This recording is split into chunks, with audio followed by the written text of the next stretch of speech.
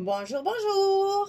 Allez, on se retrouve donc pour l'album Sparrow Hill de la boutique Les Kits de Corinne, donc de Ciao Bella. Et on va attaquer le bloc numéro 2 avec la page numéro 3. Un peu complexe aussi. aussi. Mais écoutez, on a du papier, alors on fait des rabats, c'est plus joli. Moi, je m'éclate quand il y a beaucoup de choses et de machins là. Donc voilà.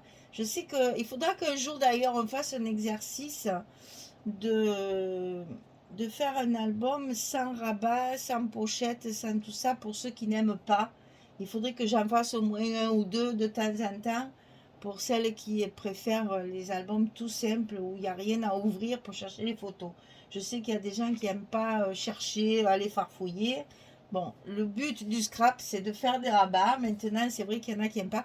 Un jour, je ferai un exemple de quelque chose de très simple, juste des pages avec de la déco et la photo directement sur la page. Là, aujourd'hui, il y a des rabats, il y a des pochettes, des en haut, des en bas, des droites et des gauches. Je me suis éclatée et ce papier vraiment est très inspirant et ça permet justement de calculer en fonction de ce qu'on voit sur le papier. On a envie de faire des choses. Voilà, donc il y a des rabats. Alors ici, on va utiliser comme pour la première une page 20-20. Donc cette fois, j'ai choisi de prendre le côté uni et pas ce côté-là. Et donc pour égayer un petit peu, j'ai mis deux petites bandes très fleuries sur le côté pour compléter ma page. Et cette fois, au lieu de combler ici, j'ai utilisé une pochette qu'on va mettre comme ceci. Et ça nous fera donc la pochette pour mettre le... Et j'ai utilisé le même papier que les bords pour recouvrir ma pochette. Voilà. Alors, cette pochette, on va la coller dans un premier temps que sur le côté ici. Je vous expliquerai après pourquoi. Donc ici, 22,5 sur 14,5. Et sur le côté 22,5, on plie à 20,5. Moi, j'ai laissé un petit centimètre ici. Vraiment un petit centimètre. Mais j'ai même pas un centimètre. C'est une chute, ça aussi, de papier de structure. J'ai 8 mm ici. Ici, il y a 8 mm. Et vous voyez, la petite languette, je l'ai rabattue sous mon scotch rouge. Est-ce que ça se voit, ça? Voilà, là, on le voit bien. Et ça, on le collera après. Pour l'instant, on ne va coller que cette partie-là pour pouvoir mettre notre papier après dessous. Et ça se met tout en bas du bloc. Puisqu'il nous manque un petit peu pour le papier 20-20, il nous manque un petit peu ici. Donc, ça nous cache le manque de papier. Alors, ici, on va coller ça en premier sur la partie droite, le long de ma petite languette là. Et tout en bas.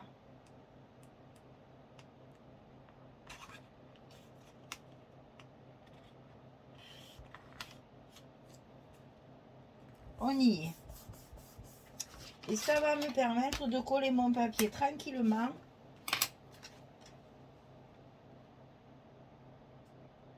Sans être gêné par la pochette. Et tous les autres rabats, on va être obligé de les coller dessous du coup. Je vous montre ça. Allez, on le met en place. On le colle d'un côté. On n'a plus qu'à lever nos scotch. Et notre pochette, elle sera recouverte à l'intérieur sans problème. On n'a plus qu'à fermer cette fois notre petite pochette. Alors là, il reste à lever le scotch rouge, bien sûr. Et on n'a plus qu'à rabattre notre pochette. Et elle est en place. Voilà. Et donc, il dit pochette 10 cartes. Donc, une carte 11 sur 16 à l'intérieur. Là aussi, je me suis amusée avec les chutes de papier. Hein. Ne coupez pas du beau papier pour les cartes, puisque c'est fait pour mettre des photos. C'est dommage après de mettre, sinon on ne le voit plus. Donc c'est juste pour décorer. Bon, cherchez des papiers en harmonie quand même, hein, que ça soit, que ça aille bien ensemble, mais bon, ne gaspillez pas des grandes feuilles pour ça. Alors ensuite, deuxième travail, on va avoir des rabats de chaque côté à l'intérieur de l'enveloppe comme ceci. Et ça, on va le centrer sur le milieu. Vous allez voir qu'ils font que 17, on a 21, donc il reste 2 cm en haut et en bas. Alors, le premier sur la gauche, 20 cm sur 17, et sur le côté 20, on plie à 17,5 à 18. On fait un petit gousset d'un demi-centimètre seulement, puisque c'est celui qui est dessous. Donc sur le côté 20, 17,5, 18, et ici j'ai 17. Ça, on le colle à gauche en le centrant 2 cm en haut, 2 cm en bas. Et on le colle dans l'enveloppe. Bon, vous pouvez faire des petits repères si vous voulez, pour être sûr d'avoir à peu près les 2 cm. On y est. Et là, ensuite, on va faire un autre rabat sur la droite, 16 sur 17, et sur le côté 16, on plie à 13,5 et à 14. Hein, toujours pareil, la même chose que de ce côté, 5 mm de gousset. 16, 17, sur le côté 16, 13,5, 14. Et ça, on va le coller bien évidemment à droite, à l'intérieur de notre enveloppe, bien en face l'autre, bien sûr. Pour pouvoir justement être bien en cohérence avec celui de gauche.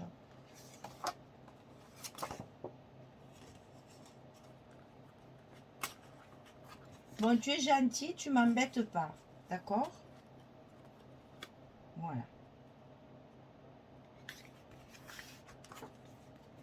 Voilà.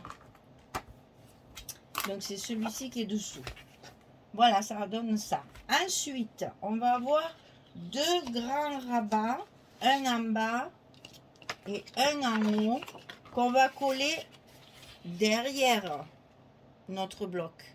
D'accord? Parce que là, on peut le faire puisque la page n'est pas encore faite. Hein. Donc, on ne se gêne pas, on ne s'embête pas. On va le coller comme ceci derrière. Alors, celui du haut, il fait 17,3 sur 24. Et sur le côté 17,3, on plie à 14,3 et à 15,3. Cette fois, on a le gousset d'1 cm puisque c'est la page de dessus. 17,3, 14,3, 15,3 sur 24. Et donc ça, on le colle dessous, comme ceci. Ça, c'est pas difficile, il n'y a rien à calculer. Ça fait la même largeur que le bloc.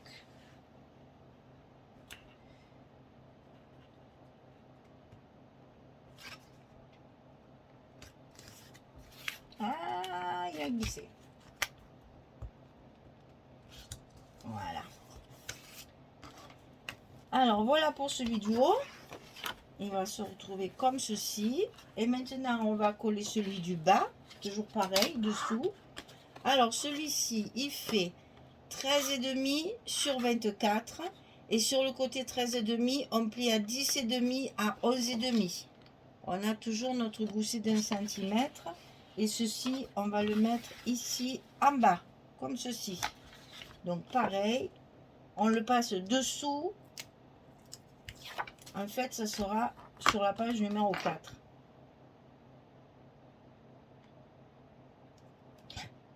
Aïe, aïe, aïe, aïe, aïe, aïe, aïe, aïe, aïe. Voilà. Donc ici, on a notre deuxième. Et ça va se fermer comme ceci, si je me souviens bien. Alors, pour pas faire de bêtises, ça c'est ici. Non, c'est celui-là qui est ici. Et là, oh, ben voilà, j'ai tout fait tomber. Et ici, c'est ça.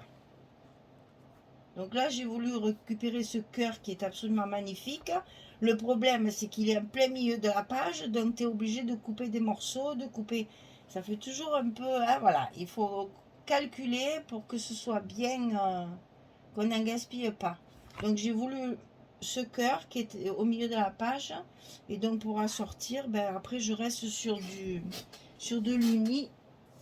Je ramasse mon papier parce que sinon après je vais l'oublier. Donc voilà comment ça va se présenter.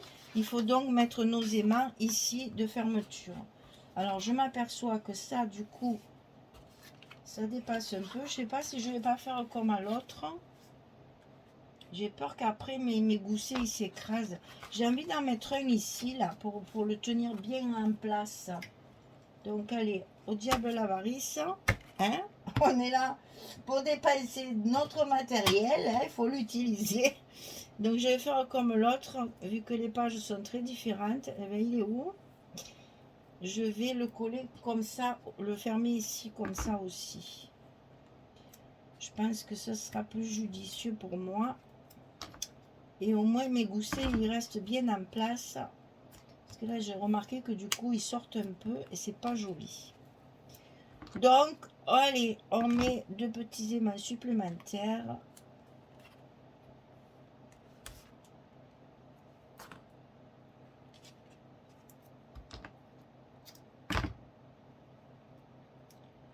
Comme ça, mes goussets seront bien en place. Sinon, ils s'écrasent et c'est pas beau.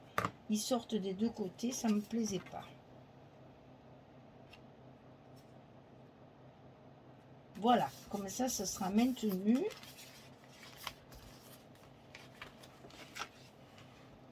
Et je pourrai charger ma page sans que ça bouge. Voilà. Ah oui, c'est mieux. C'est beaucoup mieux. Alors ensuite ici, pareil, on n'en met que 2 puisque le reste est déjà soutenu. Donc 2, ça suffit largement. Oh, ils sont tout collés, ces machins. Il fait tellement chaud. Alors je vais faire pareil pour pas faire de bêtises, n'est-ce pas? On va noter ici où arrive le dessus, comme ça on est sûr que les aimants ils soient bien en place.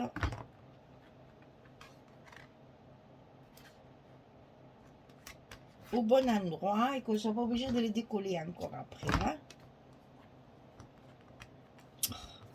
Ça se fait facilement, mais enfin quand même, autant les mettre directement à la bonne place. Hein?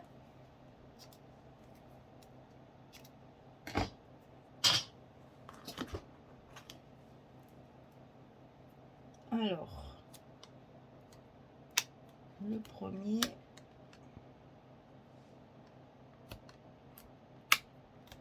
le second, on met tout ça bien en place.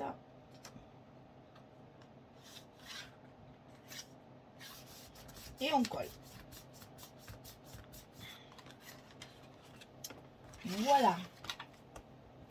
Donc ma fermeture elle est faite. Je vais pouvoir coller mes papiers. Bon ben voilà, je colle mes papiers puis je reviens vers vous pour vous montrer ce que ça donne une fois terminé. À tout de suite. Voilà, j'ai terminé. Hein. Quand il n'y a plus de papier sur le bureau, je sais que j'ai tout collé et que tout va bien. Hein, parce que n'oublions rien. Alors, donc ici, donc, comme je vous disais, j'ai voulu utiliser le petit cœur.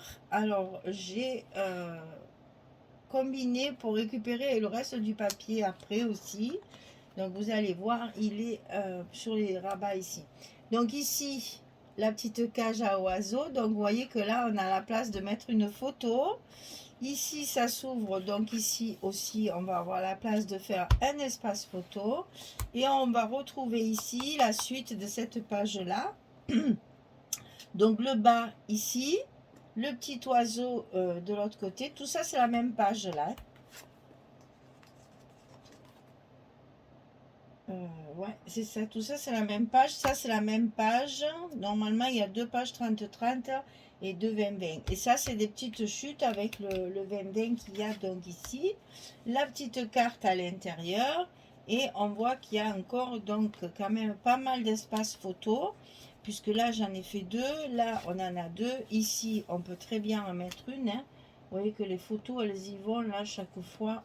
Ici, on voit bien que la photo, elle y va. Donc, il n'y a pas de souci. Les photos, on peut toujours en rajouter. Ici, il y a l'emplacement d'une photo. Ici aussi.